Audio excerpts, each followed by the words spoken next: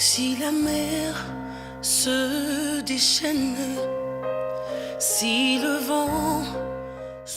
Shalom, je m'appelle Rufyiri Eloge, j'habite à Hasselt et je suis membre de l'église de Dieu, la Nouvelle Jérusalem à Hasselt. Shalom, je m'appelle Katze Eliane, j'habite à Hasselt, je suis membre de la Nouvelle Jérusalem à Hasselt. Et ça c'est notre fils qui s'appelle Rufyiri Mundu Nathanaël. Voilà. Ça fait pas mal d'années que je marche avec le Seigneur. Je me suis converti il y a au moins une quinzaine d'années, mais j'ai été baptisé le 2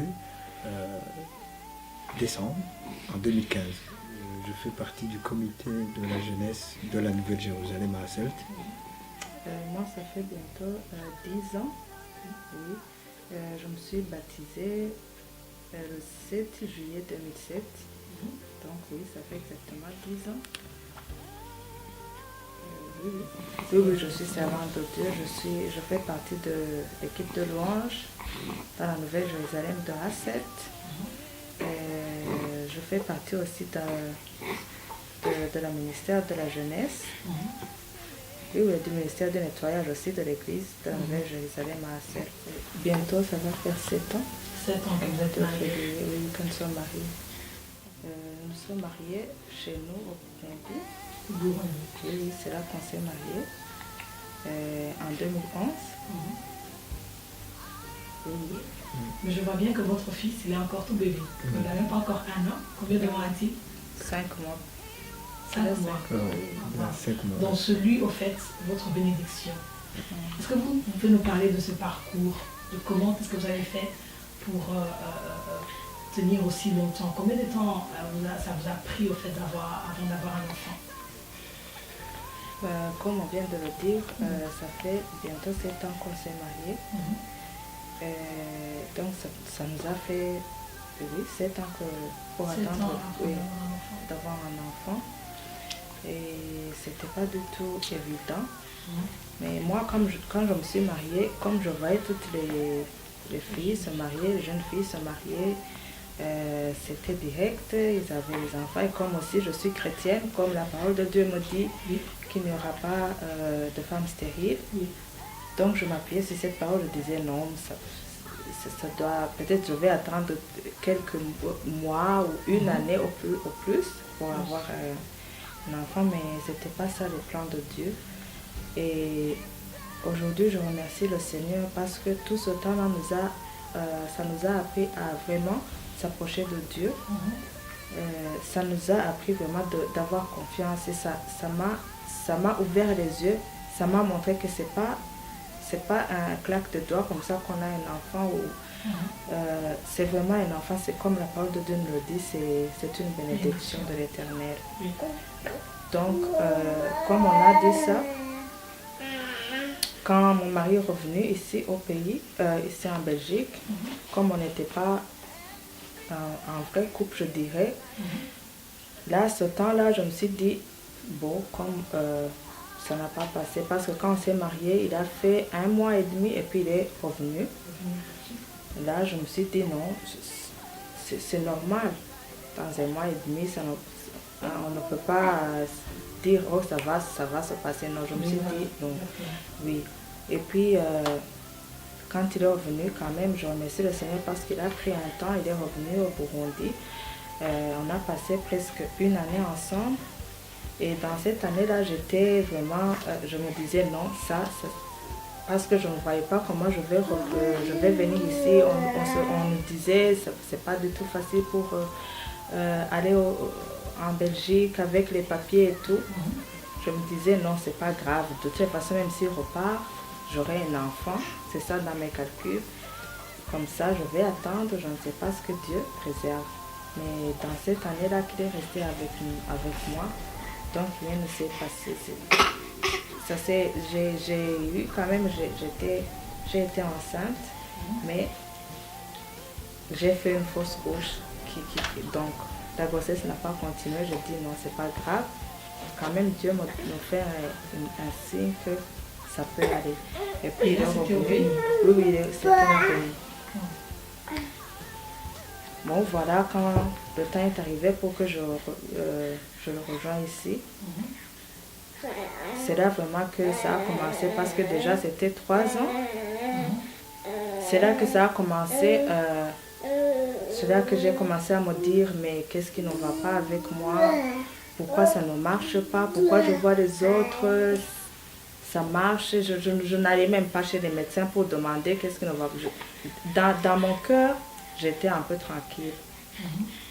Mais quand 3 ans et demi, je me suis dit non, là, il y a quelque chose qui ne va pas.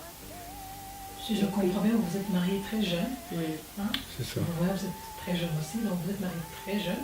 Et les 3 premières années, vous avez fait une fausse couche. Oui. C'est ça, une fausse couche qui s'est passée au pays. Oui, oui.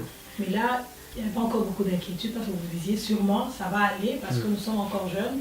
Oui. Et comme j'ai pu tomber enceinte une fois, donc ça viendra encore. Oui, oui, oui.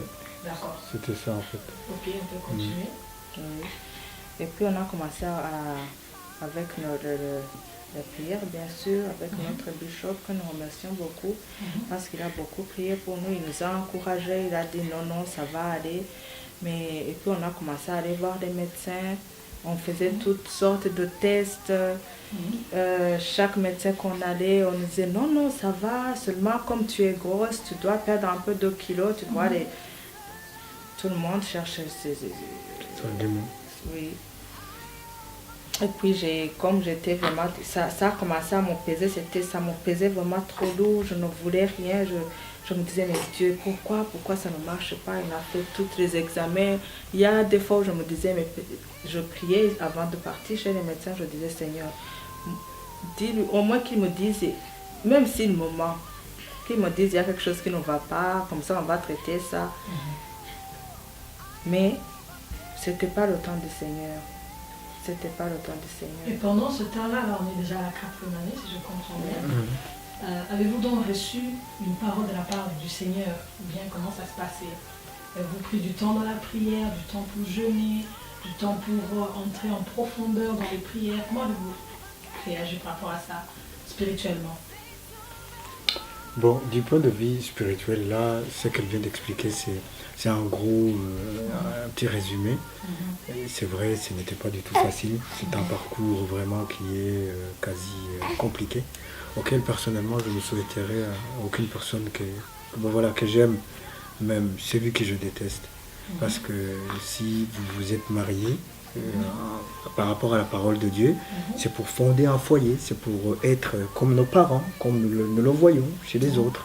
Et puis nous, on s'était donné à fond pour faire un mariage qui honorait le Seigneur, vu qu'elle vivait de l'autre côté, que moi je vivais ici en Belgique. Il n'y avait pas du tout de contact. On faisait tout par les médias, on s'appelait. Une fois je suis parti, je devais me marier, c'était pas pour que je devais rester là-bas un certain temps, je ne devais pas du tout la voir. Alors il faut savoir qu'après avoir fait des sacrifices pareils, comme le Seigneur le demande, comme la parole de Dieu le dit, et du coup tu tombes dans un vide où il n'y a pas un enfant, c'est très douloureux. C'est énormément douloureux. La première année, comme elle vient de le dire, c'était quasi, on se disait, ben voilà, ça va aller, on est encore jeune, les 2 premières années.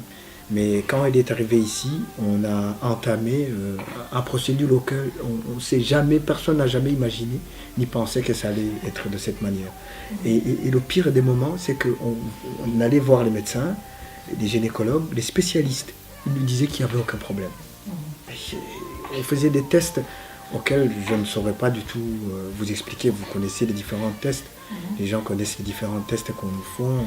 C'était vraiment qui vont même, qui ne sont pas du tout à l'encontre de la parole de Dieu, qui nous demandent des efforts énormes.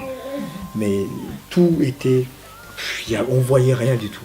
On voyait rien du tout, rien du tout. Et il faut savoir qu'après qu'elle est arrivée ici, après avoir prié, après avoir se donné à fond, après avoir vu l'homme de Dieu lui aussi nous voyait jeunes, il nous disait ça va aller. Suite aux différentes expériences dans l'église que nous sommes dedans, alors on se disait ça va aller, c'est question de foi, le temps de Dieu exact, mais quand on te dit ça va aller, c'est pas vraiment de la même manière dont il faut le vivre. Quand on dit ça va aller, c'est pire en fait. C'est douloureux. Les gens disent ça va, mais ça va pas. Ça va pas. On arrivait ici, on voyait. Moi, je travaillais, j'avais près une année, ça peut aller. Sans entendre un bruit d'un enfant, 2 ans, alors tu quittes le travail, tous les collègues te disent c'est toi qui dois faire ça, parce que toi tu fais rien, tu ne vas rien faire à la maison, que aller regarder la télé, regarder ta femme. Je lui disais, mais ma femme, c'est elle la plus importante, les enfants vont venir après. Mais c'était toujours chercher des arguments, mais qui te faisaient toujours du mal. C'était très très douloureux, mais on continuait le parcours, elle est tombée encore une fois enceinte. Mais elle a fait à nouveau une nouvelle fausse couche. Là, on est à la 40e année. Là, on est à la 4e année, je pense. 5e année. 5e année. De nouveau une fausse couche. Ouais, de nouveau une fausse couche, oui, ici en Belgique. Et qu'est-ce que cela a provoqué dans votre couple? Comment est-ce que vous avez vécu cela dans votre couple, dans votre foyer? Dans notre foyer aussi, c'était pas évident, comme on peut le dire. Mais quand même, comme nous sommes enfants de Dieu, des fois, on peut péter les plombs, il y a des fois où il arrivait, quitter le travail, j'étais ici. S'il me dit bonjour, s'il me dit bonsoir, ça va. S'il ne me dit pas, de toute façon, je suis ici, je ne donnais pas d'enfant. Moi, dans mon cœur, je me disais de toutes les façons, il y avait où des fois, je me disais, peut-être je vais lui dire d'aller chercher ailleurs une autre femme, parce que aussi, moi, ça m'opposait, nos familles, surtout nos cultures, vous savez, nos cultures, quand une femme ne donne pas d'enfant à son mari, c'est comme si, donc tout ça lui tombe, on ne peut pas voir que c'est l'homme ou quoi, non, c'est toujours la femme. Donc c'était, si je peux dire un peu quelque chose, je devais partir aussi dans le mariage de ma petite soeur. Un peu en arrière, c'est ça? Oui, un peu en arrière, en 2016, oui. Et c'était vraiment trop lourd. C'est lui mon mari vraiment m'a encouragé, me dit non, il faut partir. Parce que moi, je me disais, partir après tant d'années, je pars seule, sans enfant. Quand je vais retourner au pays, ma mère, ma belle famille, tout le monde va me demander comment ça se passe, est-ce que vous faites les tests, est-ce que vous allez chez un médecin, tout. C'était vraiment, je ne voulais même pas partir là-bas. Mais il m'a encouragé, il me dit, c'est pas le temps du Seigneur, tu dois partir, tu dois aller là-bas. Mais pour vous dire combien c'était vraiment, ça arrivait à un moment, je voulais juste aller travailler, je travaille, je vends, je dis, mais quand même j'ai resté, je suis arrivée à un temps, je dis, Seigneur, maintenant je vois que c'est toi. Maintenant je me donne à toi. Maintenant je vais te servir. Quand le temps viendra, tu te souviendras de moi, comme tu t'es souvenu de Anne. Bien sûr, le regard, c'est pas... C'est ça le plus douloureux en fait. Oui, c'est ça le plus douloureux. Parce que même les gens qui connaissent le Seigneur, même les gens qui devaient t'encourager, hein, c'est eux qui te piquent des petits mots. Oh, est-ce que tu es allé... Je connais un médecin, c'est vraiment un spécialiste. Hein. Il faut essayer d'aller le voir. L'autre dit, mais tu sais, tu as combien de kilos? Comme moi, dans ma taille, je suis... De nature, je suis quelqu'un de... oui. Et on me disait, non, tu sais, tu peux faire des régimes parce que quand tu es grosse comme ça ne peut pas aller. Hein, des petites choses comme ça qu'on te disait.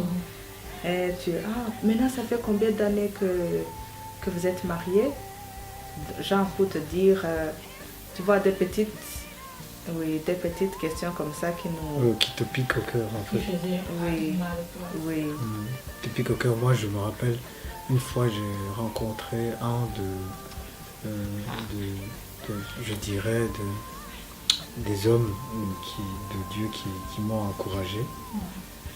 Il était avec son épouse et puis sa femme immédiatement a dit et puis il me dit ta femme elle est venue. Je dis oui, elle est venue. Et puis à la fin sa femme d'une manière vraiment elle me dit et il n'y a pas d'enfant. Elle me dit comme ça, il n'y a pas d'enfant. Et là c'était une femme de serviteur de Dieu. Oui, vraiment avec beaucoup de respect. Elle me dit il n'y a pas d'enfant. Et puis elle m'a même pas regardé dans les yeux et me dit il faut un enfant, hein. Il dit comme ça. Je me suis dit, c'était très douloureux, mais avec beaucoup de respect. Voilà, faut toutefois continuer. Vivre avec, ce qui n'est pas du tout. C'est comme si on te donne un sac de 50 kilos. Il faut te promener avec. Chaque jour, là où tu vas, même à la toilette, tout le temps, un peu partout, dans tous les domaines. Tu as ce sac de 50 kilos qui te pèse. À un certain moment, moi, je me suis révolté contre Dieu. Je me suis révolté, je me suis dit, c'est pas normal. C'était en quelle année précisément? C'était à la 5e année quand il a eu une deuxième fausse couche. C'était très douloureux pour moi. On dit souvent que avec la femme, l'émotion elle est immédiate. Mais avec l'homme, c'est pas dans l'immédiat. Moi, j'ai essayé de l'encourager, de l'expliquer la situation, que voilà, c'est pas à cause de nous, on y est pour rien, on a été voir l'homme de Dieu. Moi j'étais fort sur le champ. Mais c'est après que j'ai senti vraiment la douleur, après qu'elle maintenant, elle commençait à se rétablir. J'ai vraiment senti la douleur à un certain moment. Je n'en pouvais plus, je voulais même plus manger. Je voulais rien du tout. Les gens me disaient, tu as maigri, et puis ça tombait sur elle. Moi, de nature, mon corps, je suis quelqu'un qui n'a pas trop de poids. Mais encore, tu t'imagines si tu n'as pas beaucoup de poids encore et que si tu maigris, et ça devient encore pire. On disait à elle, elle ne te donne pas à manger. Il y a des gens qui me disaient, finalement, elle ne te donne pas à manger. Et celle qui ne veut pas te donner un enfant, elle ne te donne pas à manger. Et comment vous dites exactement à Dieu en ce moment-là? Quels étaient vos mots? Moi je me suis tu. C'était comme le moment, je dirais un moment où, à un certain moment, tu te dis, tu pries Dieu, mais finalement, Dieu, il est où? C'était ça votre question. Dieu, où es-tu? Où es-tu dans cette situation? Dans ma situation. Parce que j'avais épuisé tout le moment de patience. J'étais totalement épuisé. Je faisais tout, je donnais tout ce que la parole de Dieu me disait. Je l'encourageais, mais moi, il n'y avait personne pour m'encourager. Oui, bien sûr, la parole de Dieu t'encourage, mais moi, j'étais avec une dame, c'est moi qui devait être le plus fort. Moi, je faisais tout mon mieux, je donnais à 100%, je l'encourageais, je travaillais, je le disais, il faut faire comme ça va aller. Elle ne voulait pas voir les médecins. Et moi, je lui disais, non, c'est pas grave, si ta copine t'a dit, s'il faudra, moi, je vais demander la permission au travail. Je demande la permission au travail. On est parti à Bruxelles, on fait ceci, on est parti à Anvers, on est parti... Voir des médecins. Oui, des médecins. On est parti à Genk, des différents hôpitaux où on nous disait, ses copines lui disaient. C'est moi qui l'encourageais. Elle ne voulait pas du tout. Mais moi, j'étais là. Au dernier moment, j'étais épuisé. Donc ça vous a pris un temps où vous êtes révolté contre Dieu. Oui, j'étais totalement épuisé. Parce que ça n'allait plus, vous vous êtes dit, où es-tu Seigneur? C'était la deuxième fausse couche. Mais qu'est-ce qui a fait en sorte que vous pouvez vous relever encore une fois pour dire, Seigneur, nous croyons en toi, nous savons que tu es capable et nous voulons compter que sur toi. Qu'est-ce qui a déclenché cela en vous? Moi, personnellement, j'ai eu, ça fait pas très longtemps, c'était, si je me permets quand même de dire son nom, c'était un homme de Dieu. C'est le pasteur, le bishop Chimbombo Hubert. Je vais te voir à la fin du culte. Alors moi et mon épouse, on est partis le voir. J'ai demandé à mon épouse parce que ça faisait très longtemps. Tous les hommes de Dieu qui passaient chez nous, on allait le voir, expliquer en résumé notre problème. Tellement que vous étiez à la recherche de solutions. Oui, des solutions. Vous allez voir tous les hommes de Dieu. Oui, tous les hommes de Dieu qui passaient chez nous, même l'homme de Dieu, il priait pour nous, on nous mettait dans la prière chaque fois. Il y avait un grand désir de recevoir une parole. Ouais. Peu importe de qui, mais vous voulez absolument... Voilà, une parole, nous voulons avoir sur quoi s'appuyer. On avait une parole, Dieu nous avait promis qu'il va nous donner des enfants. On a même des noms, même les enfants qu'on n'a pas encore vus à part Nathanaël, on sait qu'on va les voir. Parce que Dieu nous a donné les noms. Mais ce temps-là pour avoir la patience, cet enfant, ça a pris beaucoup de temps. Ça a pris beaucoup de temps. Et quand vous êtes allé voir le pasteur Chimbombo, Oui, le pasteur Hubert Chimbombo, c'est lui qui m'a mis à côté. Simple, c'est un homme que j'admire beaucoup. Très simple, très humble aussi. Il me dit, moi, c'est comme si je voulais pleurer. Je voulais pleurer. Mais de la manière de pleurer, moi, j'ai étalé ce qui était dans mon cœur. Je lui disais, homme de Dieu, il me dit, ça va, éloge. Je lui dis, ça va pas, homme de Dieu, ça va pas. On a tout fait, nous on a dépensé, on est parti voir les spécialistes. À un certain moment, on ne nous faisait même pas de remboursement. Je lui avais tout expliqué. Je ne suis pas du genre quelqu'un qui explique tout immédiatement, mais l'homme de Dieu, il avait un sourire. Oui, c'est ça, le pasteur Hubert Chimbobo. Alors, je voulais pleurer devant lui, mais ma manière de pleurer, c'était de tout étaler devant lui, lui dire que voilà, on a été voir les spécialistes, on a couru à gauche, à droite, on n'est pas se dire voilà, moi j'ai pas essayé, mais finalement, on ne voit rien, ça fait vraiment 6 ans qu'on ne voit rien. J'étais fatigué, mais j'ai pas voulu le dire devant mon épouse. Mais elle le savait que j'étais fatigué. Mais voilà. Et l'homme de Dieu, il m'a dit qu'il nous a conseillé. Il avait un sourire imminent sur son visage quand je lui parlais. C'est un homme si humble et si vraiment, je dirais, si je peux utiliser le terme, il est vraiment simple. On nous a dit, à un certain moment dans notre vie de foi, il faut faire des promesses à Dieu, comme le cas de Anne.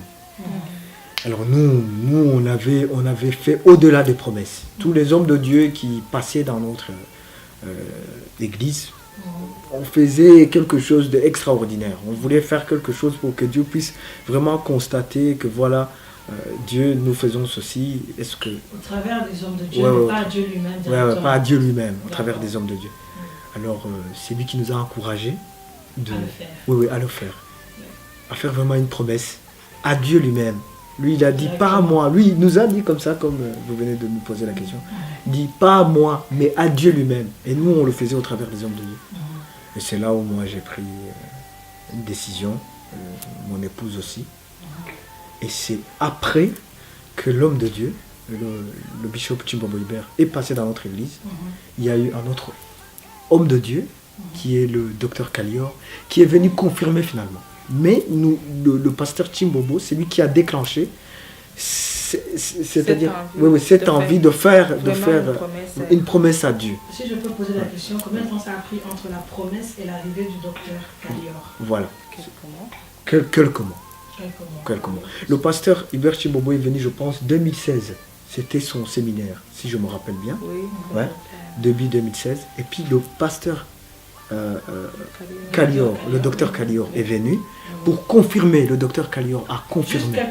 Juste quelques mois après, le docteur a confirmé, il a dit, voilà, je vais vous donner un enfant. Qu'est-ce qu'il a dit exactement? Il a dit exactement, je peux peut-être laisser la place à mon épouse qui va bien... si je me rappelle bien, le pasteur Kalior il a dit que Dieu a vu nos pleurs. Oui. Il a dit que j'avais un problème de l'utérus. Oui, de l'utérus, que je ne pouvais pas, mais je peux concevoir, mais l'enfant ne peut pas... n'a pas de place. Oui, ne peut pas rester. L'utérus était trop petit pour tenir un enfant. Voilà. Oui. Ouais. Et puis il a dit, sois calme. Ouais. Après 3 mois, tu auras un enfant. Oh, donc la promesse, entre la promesse et l'accomplissement. Oui. La promesse. Si on ne peut pas. Moi, je préfère le garder. Vous le gardez pour moi. Mais c'était une promesse que vous avez faite. C'était une promesse que j'ai faite à Dieu lui-même. Et mon épouse, et mon épouse s'est carrément opposée. Moi, quand j'ai expliqué à mon épouse ce que je fais comme promesse à Dieu, elle m'a dit ça c'est pas une promesse. Mais oui, ça c'est pas une promesse. Oui, bon, je ne sais pas si elle considérait que c'était trop grand. C'était quasi impossible. Oui, pour elle, elle me disait ça c'est pas une promesse. Pour moi, je voyais comme si c'est quelque chose de petit. Ça tu peux... Par rapport à votre demande. Oui, je dis mais ça, je sais que tu peux le faire si tu veux. Mais on fait quelque chose... Oui, parce que avant qu'il fasse cette promesse à Dieu, à chaque fois, je lui criais dessus, je disais non, il faut que tu fasses ça. De toute façon, nous sommes enfants de Dieu. Il me dit, toi-même, si tu parles, tu vas parler. C'est pas à toi que je vais faire une promesse. Je ne vais pas le faire pour toi. le moment venu, je sais que j'ai promis ça à Dieu. Quand je verrai Nathanaël dans mes bras, je sais que là, j'aurai fait ce que je dois faire. Donc, je dois faire ce que je dois faire, je dis. Donc vous avez fait comme Anne exactement, en Oui, disant, oui, Seigneur, en tout si cas, tu me donnes cet enfant, Ouais, ouais. voici ce que je ferai. Oui, après. Ouais, oui, c'est comme ça. oui. Moi, j'ai fait comme ça. C'était ce que le bishop Chimbo Boibert m'avait Vous avez encouragé. conseillé, ouais, Oui, m'avait même encouragé. le pasteur, notre Ouais. bishop, Le pasteur nous vous a avait Même le orienté. pasteur, nous, le pasteur, si vous permettez, si je peux juste revenir en arrière. Mhm. L'histoire ne commence pas seulement, la promesse ne commence pas. Je me rappelle quand l'homme de Dieu, on est parti le voir, Mhm. après la deuxième couche, Votre fausse couche. pasteur à vous. Oui, notre pasteur à nous. Oui. Il nous avait dit un mot, ce n'est même pas, c'est simple, il nous avait dit, éloge, Eliane, accrochez-vous à Dieu, tout simplement. Même si le monde, il est le seul qu'on partait expliquer notre situation à certains moments où tu es fatigué, où tu n'as pas où te reposer, t'appuyer dessus. Voilà, nous partons voir l'homme de Dieu. À un certain moment, je me disais, mais il faut qu'on parte voir l'homme de Dieu, sinon tu risques de faire des choses qui ne sont pas du tout à l'encontre de la parole de Dieu. Alors, la parole qui m'a dit, qui m'a marqué, il nous avait dit, accrochez-vous tout simplement à Dieu. Il dit, même si le monde dehors, les gens se moquent de vous, vous disent ceci ou cela, fassent ceci ou cela, accrochez-vous à Dieu. Ça, c'est la parole que l'homme de Dieu, notre pasteur, nous avait. Vous vous êtes accroché à Dieu. Et nous Nous sommes sommes accrochés accrochés à à Dieu. Le temps, il est passé, 6 ans, Ouais. c'est énorme. Ouais. Un enfant de 6 ans part, va à l'école, Oui. en primaire. Et c'était des moments très difficiles. Vous l'avez vous-même dit au début, que c'était des moments tragiques. Il y a certainement des choses que vous avez peut-être déjà oubliées parce que Dieu vous a fait oublier cela. Ouais. Mais quand Dieu a agi, quand vous êtes parti voir le médecin et qu'on a dit à votre épouse qu'elle est enceinte, qu'elle entend un enfant, comment a été votre réaction? Si je peux un peu dire quelque chose, parce qu'avant, on allait voir les médecins. Le dernier médecin qu'on est allé voir, il nous avait suggéré, tous les médecins d'abord, parce que c'était déjà 6 ans, on avait tout essayé. Et puis les médecins nous avaient dit de faire des inséminations pour nous aider. On nous disait non, c'est juste quelque chose qu'on veut, c'est pour juste déclencher ça. Après tu pourras accoucher normalement, donc tu pourrais tomber enceinte normalement. Mais dans ma tête, moi quand on m'avait dit ça, moi je me suis dit, Seigneur, toi tu as promis que tu vas me donner un enfant. Peut-être si cet enfant naît de cette manière, ça va être facile. Je ne sais pas, ça peut aller comme, parce qu'il y a des gens qui font ça, mais que ça ne réussissait pas. Et je me suis dit, on a discuté un peu sur ça avec mon mari, je me suis dit, peut-être la gloire va aller au médecin. Mais peut-être je vais arriver à un temps à oublier que c'est toi qui as fait ça. Moi, dans mon cœur, je ne voulais pas. Mais mon mari me dit, de toutes les façons, Yann, ça fait 6 ans, c'est juste quelque chose qu'on va faire comme ça va passer. Peut-être le deuxième enfant, le troisième, ça va venir. Mais dans mon cœur, je dis non, c'est le premier. C'est Dieu, il m'a dit. Il a dit qu'il va me donner. Il n'a pas dit que ça doit se passer comme ça. Mais je commençais un peu à lâcher. Je disais non, peut-être je vais faire. C'est ça la solution. Si c'est ça la solution, je vais faire ça. Et puis les médecins, on est allé voir les médecins et tout. Ils nous avaient proposé, la dernière fois qu'on est parti le voir à Bruxelles, ils nous dit donc, vous allez venir, vous préparez, comme ça, il y a des papiers que vous devez signer, on va commencer les procédures. Moi, j'ai quitté ici, j'ai pleuré, j'ai dit, Seigneur, s'il te plaît, je ne veux pas que la gloire revienne au médecin. Dans mon cœur, je n'ai même pas dit ça à maman parce qu'il est arrivé à un point, il était vraiment fatigué. Et je disais, je vais le faire pour lui parce que je l'aime. Si c'est ça qui reste à faire, je vais le faire. Mais Seigneur, tu sais, dans mon cœur, c'est pas comme ça, oui. Et puis, on est allé voir les médecins. Quand on est arrivé devant chez elle, c'était une jeune, un docteur. Et puis on est arrivé là, commencé à revoir le dossier, revoir. Et puis il nous a dit, il a dit, est-ce qu'on a essayé de te suivre naturellement? On a essayé ça. Pourquoi on veut directement faire ces choses-là alors qu'on n'a pas juste un peu essayé de faire quelque chose de naturel? Comme ça, on va suivre, on va voir qu'est-ce qui ne va pas réellement. Je dis non.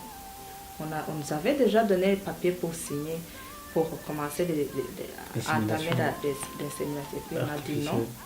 C'est comme si c'est quelque chose qui a changé son esprit. Je vous avais dit que j'ai quitté ici la maison, j'ai pleuré à Dieu, j'ai dit, Seigneur, je ne veux pas que la gloire appartienne au médecin. Et puis, au moment de signer, il m'a dit, non, il ne faut pas signer.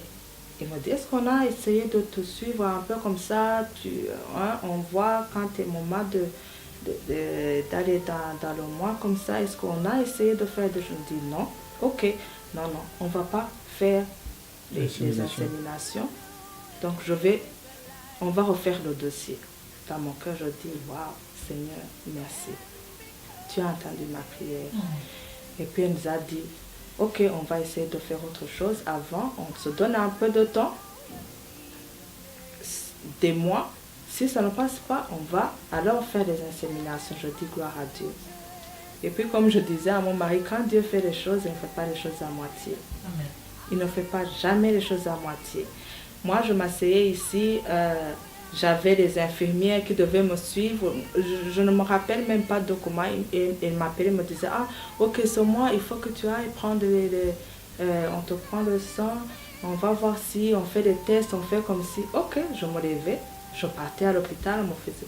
Ok, après moi, on m'appelait, on me dit, donc, pour vous dire que si Dieu, il lève même je ne sais pas comment expliquer ça. Moi, je m'asseyais ici, il y avait des gens qui, comme je dis à mon mari, j'avais des gens qui travaillaient pour moi. Si Dieu se lève, il se lève vraiment. Comment ça s'est passé dans votre cœur? Vous avez dit, oh, bon, ok, on attend quand même, parce que bon, ça fait 6 ans qu'on attend, ou votre foi a augmenté, elle a doublé? En tout cas, notre foi a augmenté. Ça a augmenté, on s'est dit, donc Dieu confirme. Oui. Il confirme sa parole. Mais même pour vous dire que même si Dieu fait, il y a Satan aussi qui est autour pour te dire, non, mais tu vois, ça fait déjà 6 ans. Toi, il y a une solution qu'on t'a donnée. Toi, tu vas laisser la solution là, la plus rapide. Tu vas attendre ce que Dieu dit. Non, il me dit, peut-être c'est ça. C'est ça, tu dois faire ça. C'est ça le chemin de Dieu. Moi, je dis non.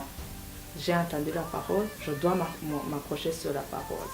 J'étais déjà enceinte, mais je ne savais pas. Au mois de novembre, c'est là que je me suis révoltée. Je dis, Seigneur, toi, tu m'avais promis, tu avais dit que 3 mois, tu vas me donner. Mais comment ça se fait? Je me suis révoltée, oui.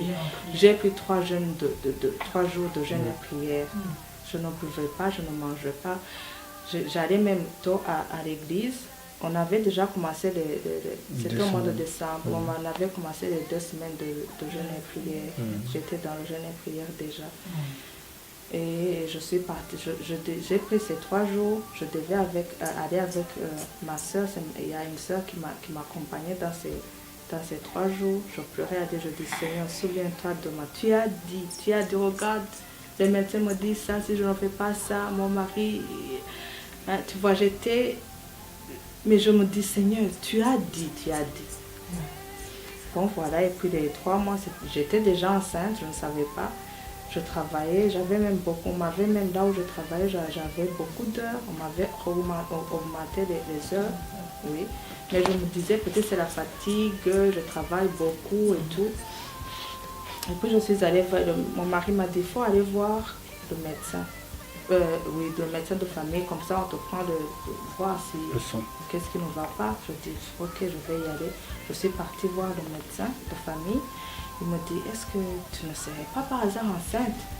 Je dis, comment? Non, je ne suis pas enceinte seulement, je suis fatiguée. Je ne sais pas comment je me sens dans mon corps. Il fait les examens, il me dit, il me dit, je vais faire un peu le test, comme ça je vais voir si tu n'es pas enceinte. Je dis, fais-le, mais je sais que je ne suis pas comme j'attendais les femmes qui sont enceintes et vomissent, ils ne mangent pas. Moi, je mangeais, je faisais tout. Seulement que j'avais cette petite faiblesse, mais il me dit, ok, fais-le. Et puis il a crié, il dit, waouh, tu es enceinte. Je dis, comment je suis enceinte. Non. Mais il m'a dit, pour être sûr, je vais prendre le sang comme ça. On va, là, dans le sang, on va être sûr. Puis là, il m'a dit, il faut rappeler. Mais entre-temps, parce que mon mari, lui, quand il est vraiment dans ces moments-là, il prend des moments de jeûne et prière, il prie. Dieu lui parle beaucoup à travers les rêves. Il lui parle beaucoup, beaucoup. Dieu lui avait déjà montré que j'étais enceinte. Mais lui aussi, pour ne pas me le dire, pour qu'on n'ait pas... qu'on ne soit pas content pour le joie de... Oui, il a dit non, je préfère me taire. Si c'est vrai, il va le voir, je ne sais pas. Donc le médecin m'a dit, il faut m'appeler. Comme ça, le soir, je vais te donner les réponses, si c'est vrai ou... Ok, je dis, ok, je vais t'appeler, je n'ai même pas appelé. 2 jours après, j'ai appelé, je dis, j'avais fait Ah, il me dit, ah, c'est toi, madame Kaze Proficiat, tu es enceinte. Maintenant, il faut arrêter, il faut commencer à aller voir. Il me balance beaucoup de choses sur le téléphone. Je dis, moi, je ne sais pas, j'étais au lit, je dormais, je me suis levée, je me suis mise à genoux. J'avais le téléphone, je ne me rappelle même pas ce qu'il m'a dit. Je lui ai dit seulement, ok, j'ai coupé. J'étais à pied, j'ai pleuré, je dis, Seigneur, merci. Tu as accompli. Pardonne-moi parce que j'ai pas su te faire assez confiance. Tu avais déjà, chérie, j'ai quelque chose à te dire. Mais, promets-moi que tu ne vas pas sauter, promets-moi que tu ne vas pas, on va rester calme. Et puis là, il était en train j'avais mis les habits dans la machine, il était en train de les ranger. Et puis il était calme. Je dis, mais pourquoi il ne saute pas comme que je lui ai dit qu'il ne faut pas sauter. Mais il me dit, j'ai quelque chose à te dire. Il me dit, non, il ne faut pas me le dire. Je sais que ce que Dieu a fait. Je dis, quoi? Il me dit, oui, je sais que tu es enceinte. Je dis, comment tu le sais? Je n'ai pas amené les résultats. Il me dit, non, Dieu me l'a montré. Je n'ai pas seulement voulu te le dire. Dieu a déjà fait ça. Donc c'est après 3 mois, les 3 mois que le docteur Carrier qu'il avait dit, c'est après les 3 mois, avec la promesse qu'on avait fait à Dieu, que Dieu s'est souvenu de nous. Amen. Donc Dieu, il a agi. Oui. Il est tout puissant. Et après 9 mois, l'enfant est venu au monde naturellement. Naturellement. Après 40 semaines, exactement. Jusqu'à un certain moment, les médecins, c'est eux qui ont eu peur. Ils ont le médecin, notre médecin généraliste. Lui, avec l'évolution de la grossesse et le travail qu'elle faisait, le médecin a dit, madame, c'est moi qui t'arrête au travail. Tu dois arrêter le travail. Elle était tellement en forme. Elle était tellement en forme. Alors, nous, on est parti voir le docteur juste pour savoir si tout allait bien. Elle n'était pas du tout fatiguée. Et le docteur lui dit, madame, je pensais à vous, je vous fais un papier, il faut arrêter de travailler. 38e semaine, l'enfant bougeait, alors à un certain moment, il a arrêté de bouger. Il a arrêté de bouger, nous, on s'est impatienté, on est parti voir le médecin. Notre docteur à nous, le généraliste, le spécialiste qu'on avait, c'est lui qui a dit qu'il faut qu'on puisse sortir l'enfant. Alors mon épouse a dit non. Elle a refusé. À la 38e semaine, le docteur nous avait proposé de faire sortir l'enfant. Normalement, comme c'est le premier enfant, lui, il avait vu le parcours, c'était un spécialiste. Alors, mon épouse a refusé, dit non, l'enfant, nous allons suivre le cycle normal. 40e semaine, l'enfant est venu au monde. Sans quoi que ce soit, voie normale. Donc, comme la parole de Dieu nous dit que la bénédiction de Dieu ne s'est fait suivre aucun chagrin. Amen. Aucun chagrin pendant une grossesse. Rien du tout. Et vous avez dit au début tout simplement que vous avez déjà reçu les prénoms de la part de Dieu, tous vos enfants. Oui. Et comment avez-vous appelé votre premier enfant? Alors, l'enfant ici s'appelle Nathanaël Mundu Rufili. Rufili, c'est mon nom de famille, c'est le nom de mon papa, qu'il a reçu aussi de la part de son grand-père. Et Mundu signifie, c'est un prénom que mon épouse avait reçu de la part du Seigneur. Mais moi, quand je suis parti me marier au pays, c'est là où le Seigneur m'a donné le prénom de l'enfant. ce qui est chose étonnante. Là, je vous confirme que j'ai reçu le prénom vraiment à la lettre, Nathanaël. Alors, je l'ai écrit, j'ai reçu encore une fois à nouveau le même prénom. Et le Seigneur m'avait dit, mais voilà, ce sera un garçon, tu l'appelleras Nathanaël. Pourquoi Nathanaël? Nathanaël dit don de Dieu, qui est totalement différent de Dieu donné. Les gens croient, ils interprètent de leur manière. Nathanaël, c'est un don de Dieu. C'est-à-dire, un don de Dieu, tu ne mérites rien du tout. C'est-à-dire, tu n'as rien fait de spécial pour mériter cela. C'est le moment voulu du Dieu Tout-Puissant, l'Éternel. Lui, il te dit, ben voilà, c'est le moment. Malgré ceci, malgré cela, moi, je te donne ça. Une consolation dans la famille, la paix dans le foyer. Que peut-vous dire à ces personnes-là? Moi, je ne saurais pas beaucoup dire, comme on nous a, notre bishop nous dit toujours de s'accrocher à Dieu, il nous a donné cette parole, il nous dit accrochez-vous à Dieu. Donc, moi, mon encouragement est de s'accrocher à Dieu. Vraiment, accroche-toi à Dieu. C'est Dieu qui donne les enfants, c'est Dieu qui donne le travail, c'est Dieu qui donne le mari. Accroche-toi à Dieu, serre-le dans la vérité surtout, et Dieu accomplira ses promesses. Alors, mon épouse vient de dire ce que je voulais dire. Je voulais absolument dire le mot que mon pasteur m'a dit. Il m'a encouragé en me disant « Accrochez-vous ». Je tiens absolument à vous encourager, toute personne qui traverse des moments difficiles. Mais je n'oublierai pas du tout de vous dire de vous accrocher dans l'obéissance. De vous accrocher parce que Dieu utilise les hommes. Amen. Dieu utilise les hommes comme nous.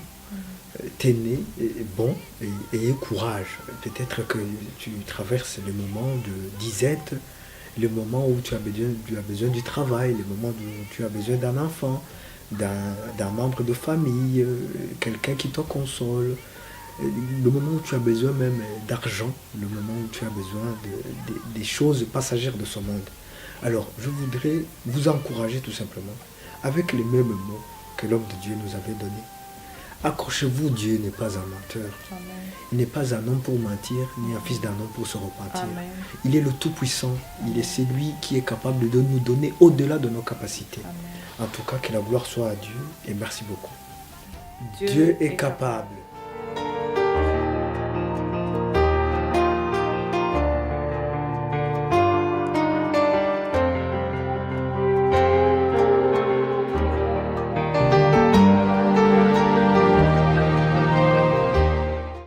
Shalom, je suis le frère Raymond Bitenda, et donc je suis membre de la Nouvelle-Jérusalem, la CELT. Ça fait 15 ans que nous avions commencé cette église et je suis responsable du ministère des hommes et je suis en même temps aussi responsable du ministère de l'audiovisuel et du protocole. Le protocole et le service d'accueil.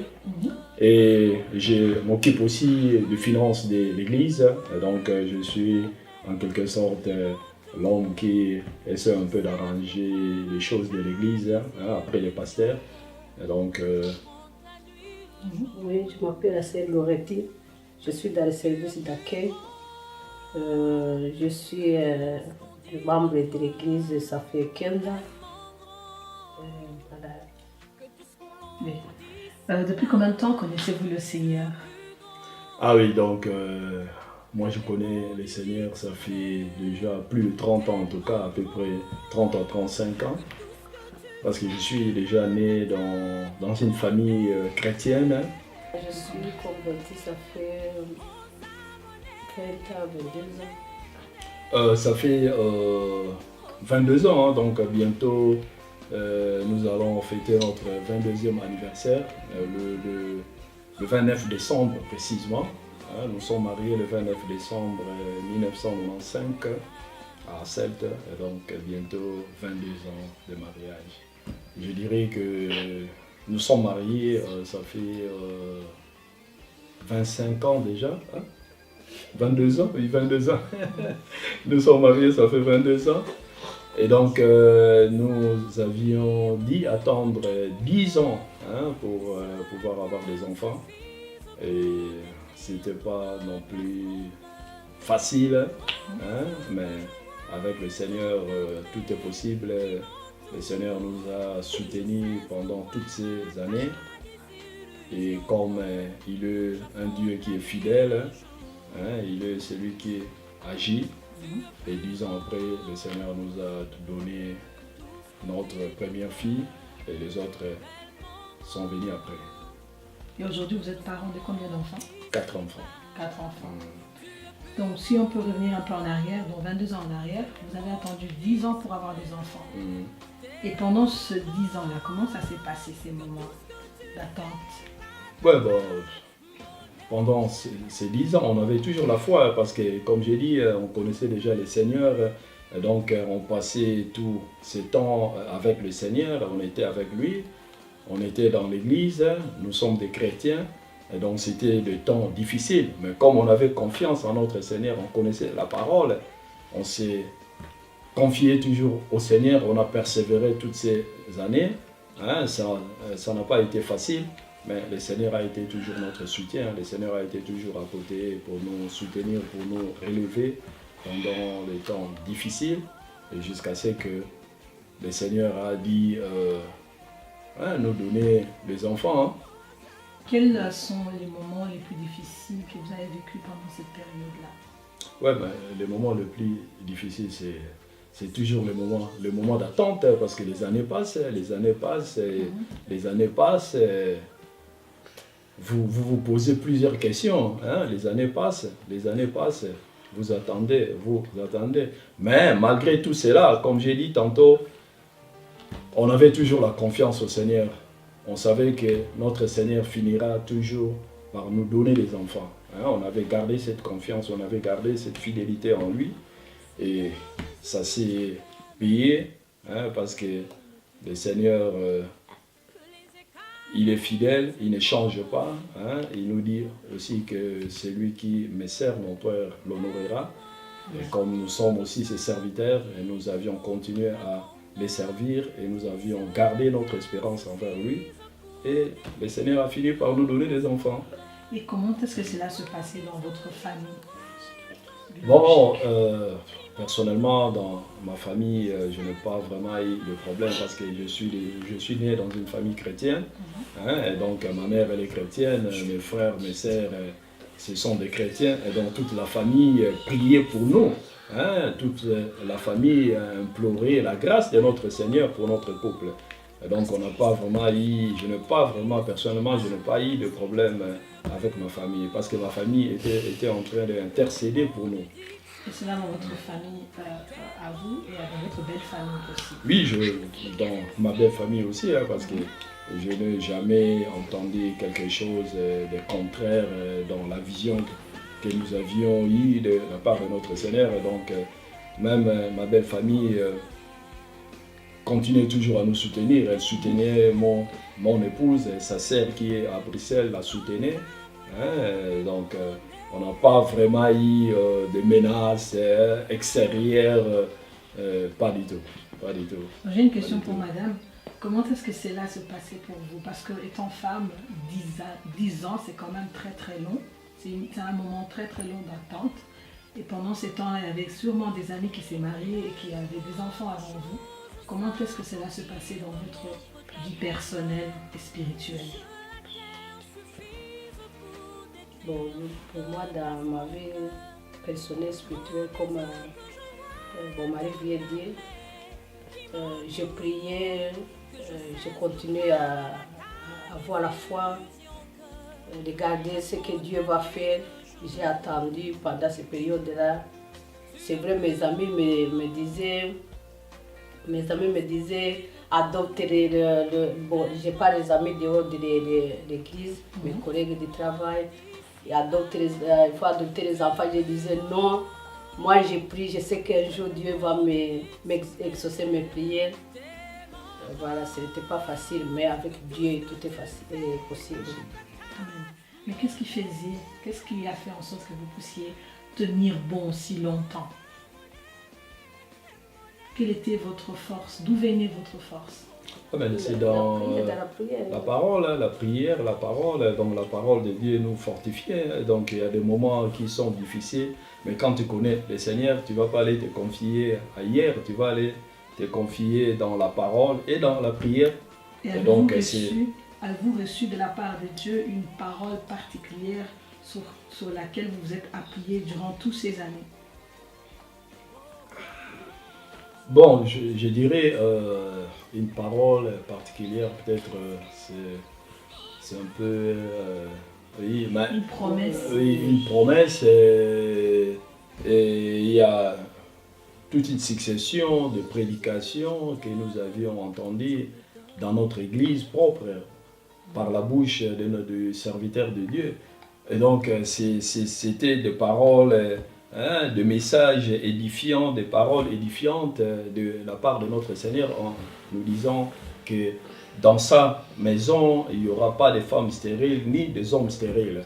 Et donc, cette parole et ce que le Seigneur faisait déjà autour des gens qui étaient autour de nous, dans d'autres familles, on vivait cela, on voyait cela. Et donc, on était plus fort que jamais, quoi. On a été confirmé parce que notre pasteur lui-même, il est passé par là, il a dit attendre plusieurs années avant nous pour avoir des enfants. Donc on a été avec lui, on a passé avec lui tout ce temps-là. Et donc il était déjà un exemple aussi pour nous parce que lui-même a dû passer aussi quelques années d'attente. Et avec les paroles de notre Seigneur, les messages que le Seigneur lui donnait au travers de sa bouche. Donc c'était des messages qui nous fortifiaient. Hein. Avez-vous fait un acte de foi?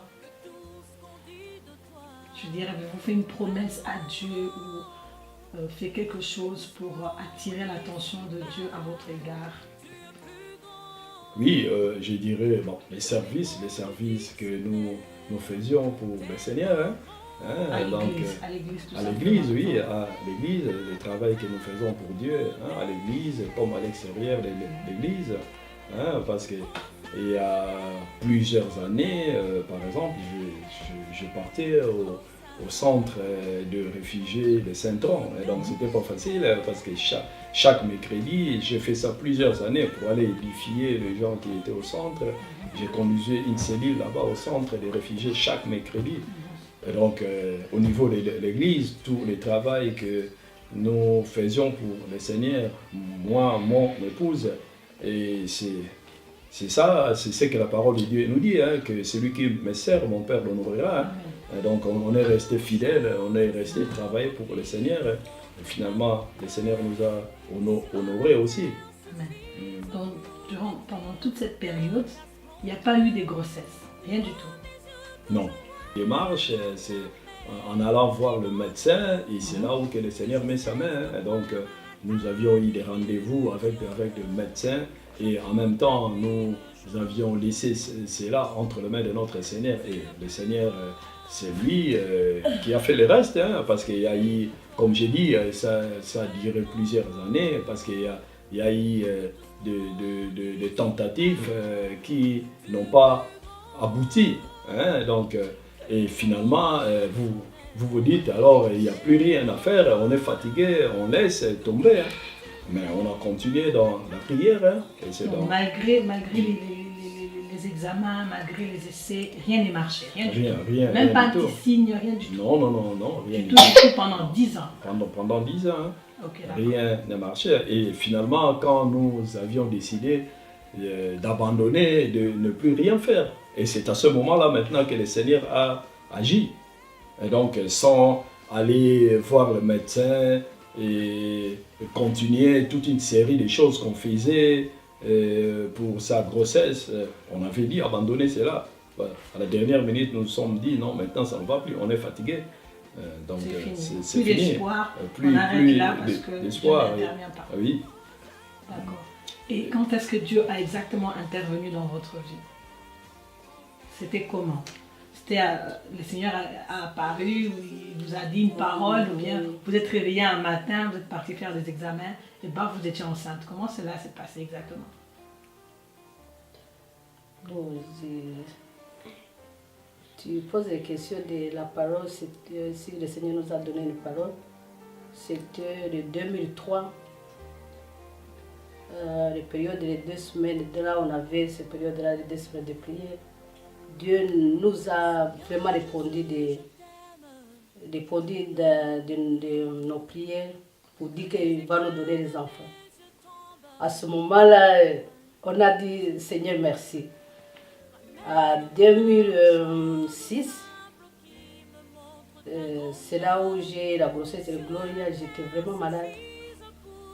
Je suis allée voir les docteurs, on me fait des prises de sang. Et puis les docteurs m'appellent, me disent non, que je suis enceinte. Je dis c'est vrai. Il dit oui madame, c'est vrai, tu es enceinte.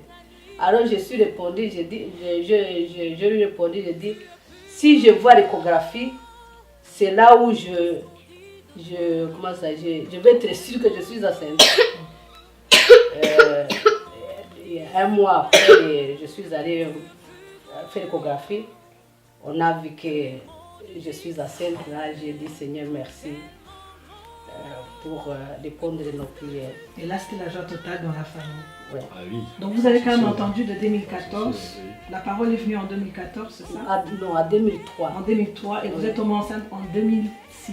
2006. Donc ça vous a quand même pris 3 ans d'attente. Ouais. Mais pendant ce temps-là, vous êtes resté dans la prière, vous avez persévéré, vous êtes resté quand même dans l'église. Vous n'êtes pas dit oh ça traîne, ça traîne.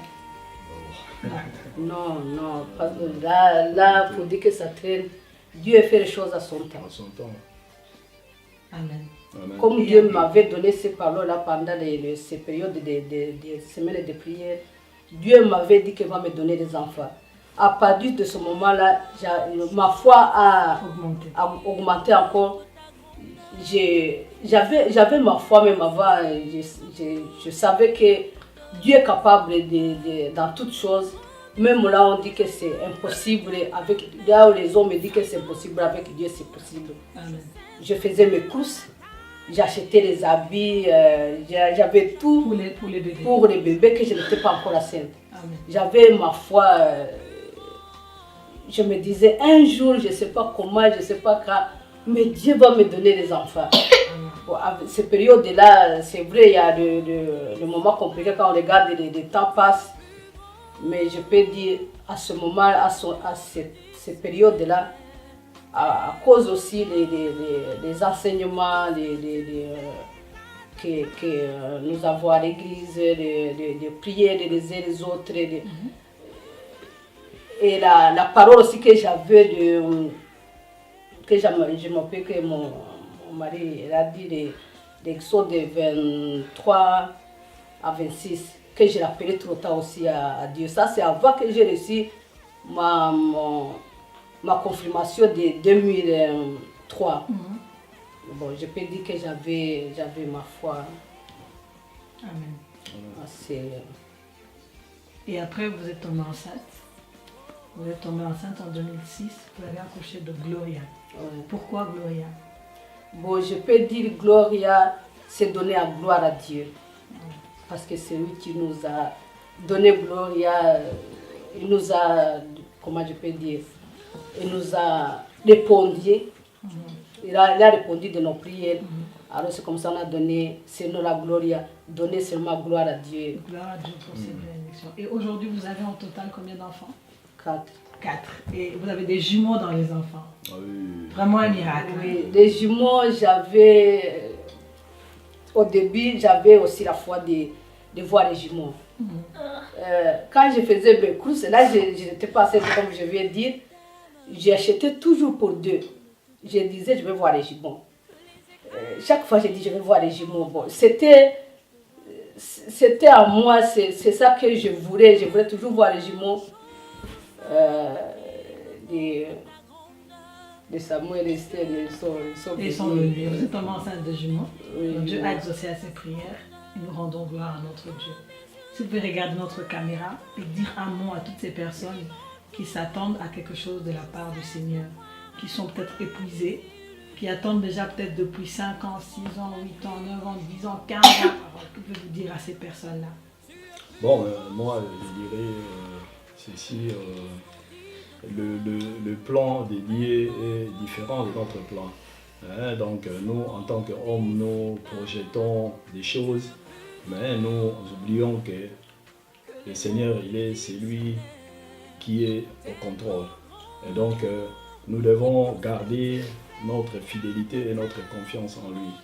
Hein.